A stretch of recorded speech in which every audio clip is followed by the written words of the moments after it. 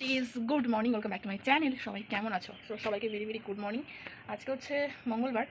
এখন right now বাজে প্রায় 8:50 সামথিং মতন বাজে, ঠিক আছে। তো এখন আজকে তাড়াতাড়ি ঘুম থেকে উঠে পড়েছি, ঠিক আছে। উঠেই সমস্ত কাজবাজ কিছু কিছু করেছি আর একটু ফ্রেশ হয়ে নিয়েছি। আর বাড়ির অবস্থায় দেখছো মেঘলা, কিছুক্ষণ আগে বৃষ্টিও হচ্ছিল। আর এই দেখো বকফুল গাছটা আমার থেকে বড় হয়ে গেছে, মনে আছে? हैं? ये क्या हो गया? ये क्या सुन रहा हूँ मैं? সেই ছোট্ট টব, মানে টবের মধ্যে একটা গাছ ছিল, সেই গাছটা এখন এত বড় হয়ে গেছে, এটা আমার থেকেও বড় হয়ে গেছে।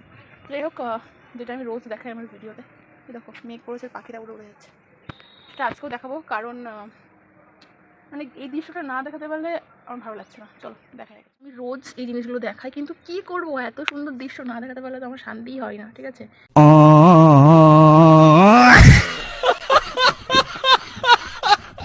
আমি নিজে এসে একবার দেখে গেছি, তারপরে আবার তোমাদের জন্য ভিডিওটা শ্যুট করলাম। আমি জানি কালকেও দিয়েছিলাম, বাট এগুলো বিশ্বাস করো প্রত্যেক দিন ফোটে, ঠিক আছে। কালকেরগুলো সব নষ্ট হয়ে গেছে, কিন্তু আজকে আবার দেখো কতগুলো ফুটেছে, ঠিক আছে। সেটা দেখানোর জন্যই তোমাদেরকে আসা। এখানে তো অনেকগুলো হয়েছে, কিন্তু এই গাছগুলো বেশি হয়ে গেলে না ফুলের পরিমাণটা ছোটো হয়ে যায়। এই দেখো, তবে এখানে কিছুই না, মেন ব্যাপারটা হচ্ছে উপরে। এখনও রোদ ওঠেনি তো, বৃষ্টি মেঘলা ওয়েদার, বৃষ্টি হচ্ছিল।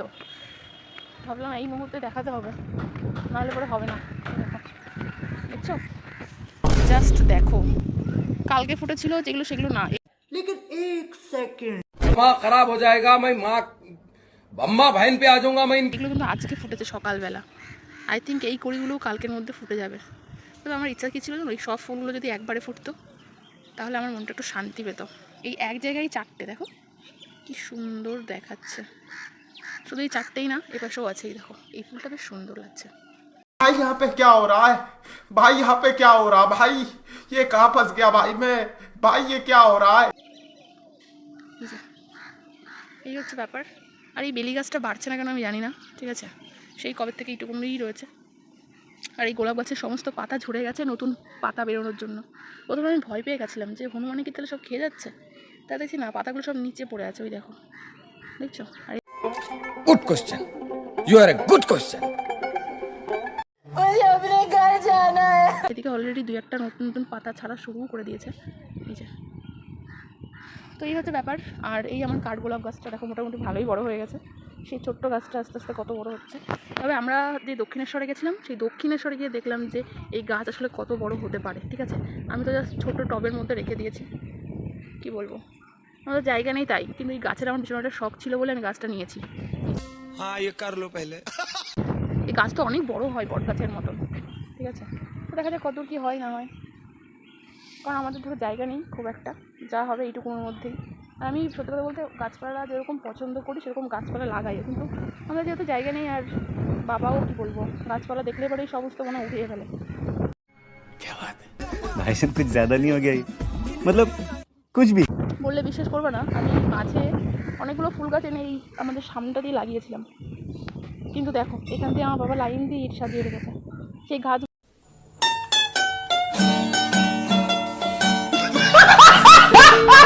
গুলোর ওপর দিয়ে, ঠিক আছে। একটা শিউলি ফুলের খুব আমার শখ ছিল, সেটা গাছ লাগিয়েও ছিলাম এই এই এই সাইড, এই কর্নারটা করে। সেই গাছটাও আমার বাবা তুলে ফেলেছে।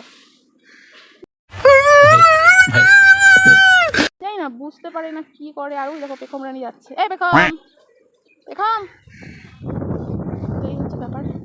তো যাই হোক, চলো নিচের দিকে যাই, ঠিক আছে। কবে যে একটা ফুল ফুটবে আমি সেই আশাতেই রয়েছি। আর বাকি এই দৃশ্য দেখতে তো ভীষণই আমার ভালো লাগে, কি সুন্দর। তবে আমি এর একটা ভিডিও দেখছিলাম কালকে, যে সাদা কালার একদম হোয়াইট পুরো, ওটাও দেখতে সুন্দর লাগছে, এটাও সুন্দর লাগছে দেখতে। চলো নিচে যাই। আর এইদিকে সূর্যি মামা মনে হচ্ছে একটু একটু করে উঠছে। 1 hour later কিউটিজ গুড আফটারনুন। কিন্তু আফটারনুন অনেকক্ষণ আগেই চলে গেছে। অ্যাকচুয়ালি একটু মানে ব্যস্ত ছিলাম, তার জন্য আমি ভিডিওটা শ্যুটই করতে পারছি না, ঠিক আছে। এখন কটা বাজে জানো? এখন বাজে 4:51 সামথিং মতন বাজে, ঠিক আছে। এই মাত্র স্নান করলাম, চুল পুরো ভেজে। Not bad, not bad. Now you. ঠিক আছে। এই দেখো অ্যালার্জি হচ্ছে আমার, ঠিক আছে। গোটা মুখ দিয়ে অ্যালার্জি উঠে যাচ্ছে। ঠিক হয়েছে। এবার ব্যাপারটা বলি, সেটা হচ্ছে তোমরা তো দেখেছিলে যে আমার এক দাদু মারা গেছিলো।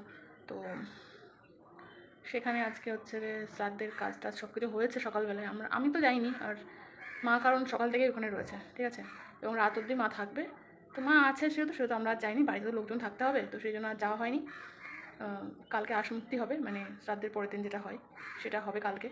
তো আজকে রাত্রে আবার কীর্তনের ব্যবস্থা আছে, ঠিক আছে।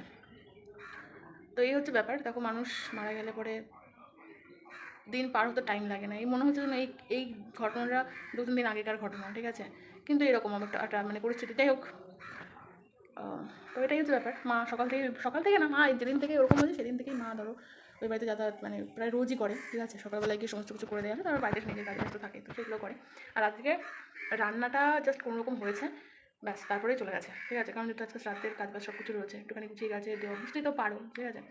একজন লোক যদি সাথে থাকে তাহলে কতটা সাহায্য হয় মানুষের। তো এটাই আর কিছু না। আর বাদ বাকি সকালবেলা খেয়েছি, আজকে ইলিশ মাছ রান্না করেছিল, তোমাকে সেটাও দেখাতে পারলাম না। তো এই হচ্ছে ব্যাপার, আর কিছু না। আর যদি বলো কী করছিলে, বিয়ের তো কাজ ছিল, সেটা কমপ্লিট করে কালকে ধরো কিছু লোকজন আসতে পারে বাড়িতে, আত্মীয় স্বজন, মায়ের চেনা জানা। তো দেখো, সবাইকে তো আর আমি চিনি না। আর আমি সত্যি কথা বলতে আমি এমন একটা মানুষ, তোমরা হয়তো বললে বাবা, রিলেটিভদের সাথে আমার সেরকম কোনো কানেকশানই কারোর সাথে নেই, খুব রেয়ার কয়েকজন ছাড়া, ঠিক আছে। আর অর্ধেক রিলেটিভের সাথে আমার খুব একটা ভালো কানেকশান নেইও। আর আমি খুব একটা সেরকমভাবে সবার সাথে বললো আমার একটা প্রবলেম, আমি হট করে কারোর সাথে মিশে যেতে পারি না, এটা আমার একটা প্রবলেম। আমি জানি না কেন, সে আত্মীয় স্বজনই হোক আর বন্ধু বান্ধব যেই হোক না কেন, ঠিক আছে। তো এটা যার প্রবলেম।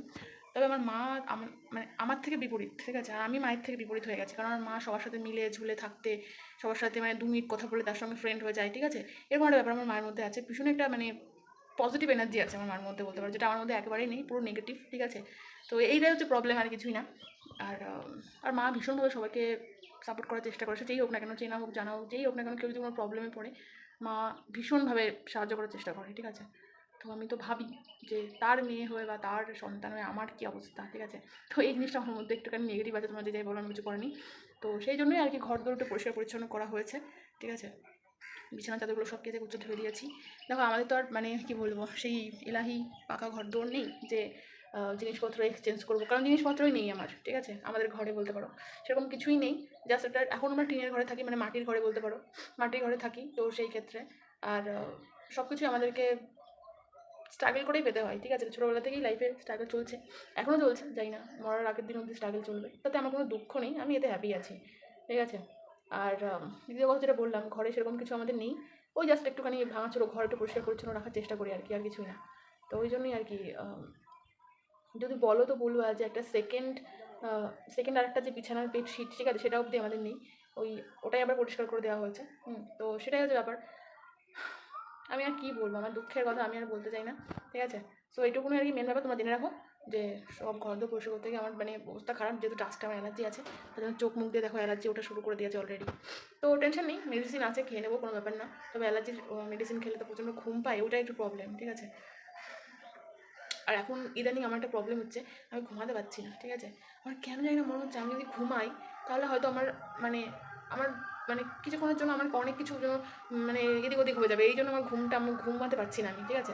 আমি আমার প্রবলেমটা তোমাদেরকে এক্সপ্লেন করতে পারছি না। যাই হোক, আমি আর কিছু বলছি না, ঠিক আছে। একটু পরে 5টা বেজে যাবে। তো আমার ভাই কেবলমাত্র স্কুল থেকে আসলো, ওদের প্রজেক্ট দেওয়া ছিল, আমার পড়া আছে, চলে যাবে একটু পরেই, ঠিক আছে। নাহলে একটা চ্যালেঞ্জিং ভিডিও করার ইচ্ছা ছিল। আর রাতে বোধহয় ওই বাড়িতেই সবাই যাবে, সো আমি জানি না কী হবে না হবে, যা হবে তোমাদেরকে লাস্ট টাইম দেখাবো, অবশ্যই থেকো, ঠিক আছে। আবার তো চোটটা শুকিয়ে নিই, নাহলে পরে যে ঠান্ডা লেগে যাচ্ছে অলরেডি, ঠিক আছে। চলো, আর কিছুক্ষণ পরে দেখা যাচ্ছে। 5 hours later. Hello guys, good evening guys. এখন গুড ইভিনিং নয়, এখন বাজে প্রায় 11:30, ঠিক আছে। সো এখন খাওয়া দাওয়া তোমাদেরকে এখন শেয়ার করছি আমি। আর জানি আজকের ব্লগটা একটু ছোটো হয়ে গেলো, তোমরা একটু ম্যানেজ করে নিও। ব্যাপারটা হচ্ছে তোমাদেরকে তো সব বলেইছি যে আমার যে দাদু মারা গেছে সেই বাড়িতে আছে কীর্তন ছিল, তো বাড়ির সবাই সেখানেই ছিল, ঠিক আছে। এমন না যে বাড়িতে রান্না হয়নি, তা না। সকালের যেই ইলিশ মাছ ছিল ওই তরকারি সব কিছুই ছিল, ভাত তরকারি সবই ছিল, ঠিক আছে। এবার আমি তো ধরো মাঝে তোমাদেরকে বলা হয়নি, মাঝে আমি স্কিপ করে গেছি বিষয়টা, বাইরে গেছিলাম, বাইরে থেকে খাবার দাবার খেয়ে এসেছি। এবার এই কথাটা তো আমি মাকে বলতে পারছি না, ঠিক আছে। এবার সবাই গেছে কীর্তন শেষ হয়েছে মনে হয় 10:30 নাগাদ, তারপরে সবাই বাড়ি এসছে। আর আসার সময় আমার জন্য এই যে ডাল ভাত নিরামিষ সব কিছু নিয়ে এসছে, তো এটা দিয়েই এখন পেট পুজো করে নিলাম আবার, কারণ আমি এখন কিছুতেই বলতে পারবো না যে বাইরে থেকে খেয়ে এসেছি, সো এটা আমার পক্ষে পসিবল না। আর সেই জন্য আর কি, তো যাই হোক, আমি জায়গা তো নেই পেটে, বাট তারপরেও অল্প কিছু খেয়ে ব্যাপারটাকে এখানে শেষ করছি। তো চলো, আজকে ভিডিওটা এখানেই রাখছি, দেখা যাচ্ছে নেক্সট অন্য কোনো ব্লগে। চলো, টাটা গাইজ, গুড নাইট।